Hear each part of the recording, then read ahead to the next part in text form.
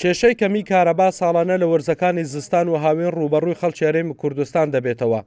سەعاتەکانی پێدانی کارەبای نیشتیمانی بە شێوەی بەرچاو کەم دەبنەوە. وەزارەتی کارەبا حکوومەتی هەرێمیش هەوڵەکانی خستۆتە گەڕ بۆ ئەوەیە و کێشەیە چارەسەر بکات.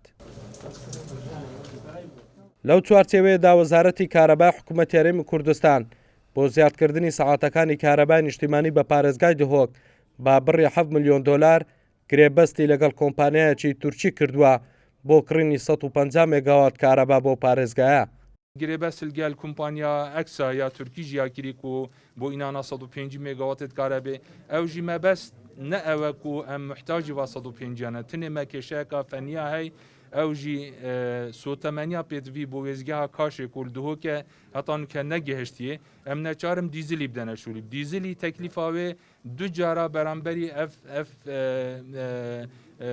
عقدا کردی یعنی بۆ نمونە 150 مێگاواتت کارەبێ هەکە ئەم دیزلی بدەنە شوولی 16 ملیۆن دلار هەیوانە تێچن بەس ئیناناوا 150 مێگاواتە 7 ملیۆنە یعنی وەختێ دایمەن وەزعی ئابووری هەرێمێ لازم بەرچاو بێتەوەگرین سەروی ئەساسی هەفگرێبێت.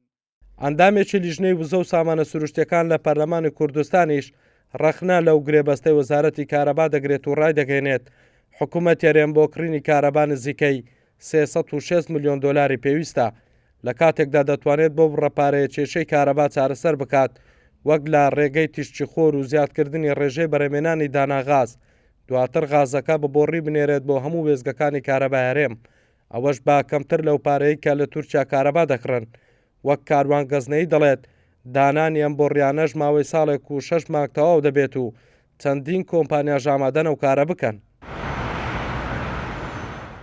ئێستا هەرێمی کوردستان توانای بەرەمێنانی 3500 مێگاوات کارەبای هەیە کە خواز لەسەر بەکارهێنانی کارەبا گەیشتۆتە 6500 مێگاوات. پێدانی کارەبای نیشتیمانیش لە وەرزی سەرما و سۆڵە لە شەو ڕۆژێکدا لە هەرێمی کوردستان لە ئێستا لا نێوان 12 بۆ 14 سەعاتە. ئەو کاتانەشی کارەبای نیشتیمانی نییە مۆلیدەی ئەهلی کارەبا دەدات بە هاوڵاتیان. هەڵگورد ئەحمەد کورسات نیوز هەولێر.